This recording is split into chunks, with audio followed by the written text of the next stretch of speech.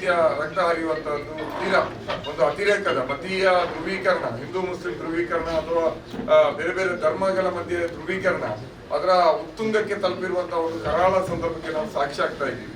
ಇಂತಹ ಸಂದರ್ಭದಲ್ಲಿ ರಾಜ್ಯ ಸರ್ಕಾರದ ಮೇಲೆ ನಮ್ದು ಅಪಾರ ನಿರೀಕ್ಷೆಗಳಿತ್ತು.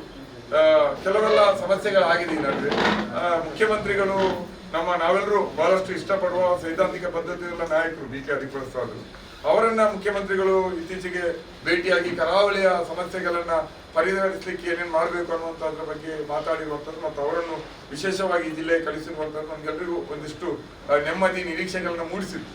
ಅದರಿಂದ ಅವರು ಅದೇ ಕೆಲಸದ ಮೇಲೆ ಈ ಜಿಲ್ಲೆಗೆ ಬಂದಿದ್ದಾರೆ. ಈ ಸಂದರ್ಭದಲ್ಲಿ ಅವರನ್ನ ಭೇಟಿ ಮಾಡಿ ಅವರ ಜೊತೆ ಸರ್ಕಾರಕ್ಕೆ ಮತ್ತು ಮುಖ್ಯಮಂತ್ರಿಗಳಿಗೆ ನಮ್ಮ ಭಾವನೆಗಳನ್ನ, ನಮ್ಮ ಸಲಹೆಗಳನ್ನ ಮತ್ತು ನಮ್ಮ ನಿರೀಕ್ಷೆಗಳನ್ನ ತಲುಪಿಸುವ ನಿಟ್ಟಿನಲ್ಲಿ ಅವರ ಹತ್ರ ಮಾತಾಡಲಿಕ್ಕೆ ಎಲ್ಲರೂ ಬೇರೆ ಬೇರೆ ರಂಗಗಳ ಗಣ್ಯರು, ಸಿನಿಮಾ ರಂಗದಲ್ಲಿ ಕೆಲಸ ಮಾಡುವವರಿದ್ದಾರೆ, ನಾಟಕ ರಂಗಭೂಮಿಯಲ್ಲಿ, ನ್ಯಾಯಾಲಯದಲ್ಲಿ ಕೆಲಸ ಮಾಡುವ ವಕೀಲರುಗಳು, ಶಿಕ್ಷಣ ಕ್ಷೇತ್ರದ ಬಹಳಷ್ಟು ಪ್ರೊಫೆಸರ್ಗಳು ಮತ್ತು ವೈದ್ಯಕೀಯ ರಂಗದ ಗಣ್ಯರುಗಳು ಕೂಡ ಬಂದಿದ್ದಾರೆ. ಇದೆಲ್ಲ ವಿಚಾರವಾದಿಗಳು, ಚಳವಳಿಗಳು, ಅಲ್ಪಸಂಖ್ಯಾತ ಸಮುದಾಯಗಳ ಮಧ್ಯೆ ಅವರು ಹತಾಶೆಗೆ ಹೋಗದ ರೀತಿಯಲ್ಲಿ ಕೆಲಸ ಮಾಡ್ತಾ ಇರುವಂತಹ ನಾಯಕರುಗಳು ಎಲ್ಲರೂ ಇದ್ದಾರೆ. ಅವರೆಲ್ಲರನ್ನೂ ಕೂಡ ನಾನು ಈ ಸಭೆಗೆ ಸ್ವಾಗತಿಸ್ತೀನಿ.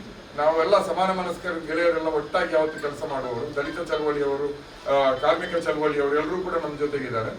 ಈಗ ನಾವು ಸ್ವಲ್ಪ ಖಾಸಗಿ ಅವ್ರ ಹತ್ರ ಮಾತಾಡ್ತೀವಿ, ಆನಂತರ ಮಾಧ್ಯಮಗಳ ಜೊತೆ ಅನಂತರ ಅಗತ್ಯ ಇದ್ರೆ ನಾವು ಆಮೇಲೆ ಮಾತಾಡ್ತೀವಿ. ಎಲ್ರಿಗೂ ಸ್ವಾಗತ, ಮಾಧ್ಯಮದವರಿಗೂ ಧನ್ಯವಾದ. ಸ್ವಲ್ಪ ಸಹಕಾರ ಮಾಡಬೇಕು ಅಂತ ವಿನಂತಿಸ್ತೀವಿ.